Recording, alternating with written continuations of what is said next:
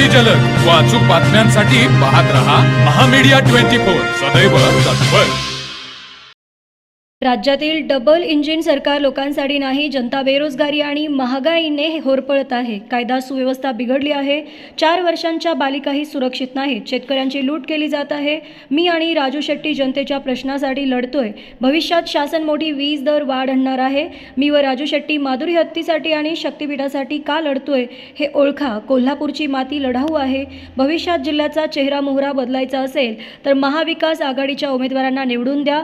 गाफील राहू नका। बटन दाबताना महागाई लोकांची लूट ध्यानामध्ये ठेवा, असे आवाहन जिल्ह्याचे नेते व माजी मंत्री सतेज पाटील यांनी मतदारांना केले।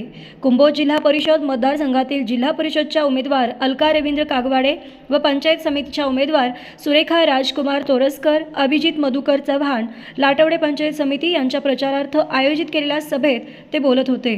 पुढे बोलताना ते म्हणाले, चांगल्या लोकांच्या हातात जिल्हा परिषदेची सत्ता द्या। शेतकऱ्यांच्या खतावरील सबसिडीचा निधी बजेटमध्ये कमी केला आहे।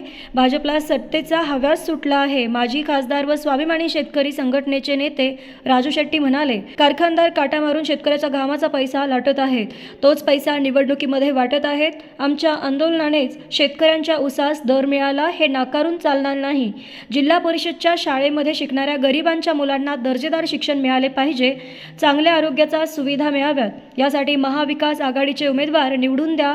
यावेळी माजी आमदार राजूबाबा आवळे, पुरंदर पाटील, बी.के. चव्हाण, चांदसो मुजावर, अप्पासू एडके, उभाटाचे जिल्हाध्यक्ष संजय चौगुले, नामदेव गिरी, सविता पाटील, कोंडीबा बानुसे, अमित पाटील, एम.के. चव्हाण, बर्णेश्वर भोकरे, अनिल भोकरे, विनायक पोद्दार, रवींद्र कागवाडे, दीपक कोळी आदी मान्यवरांसह मोठ्या संख्येने ग्रामस्थ उपस्थित होते।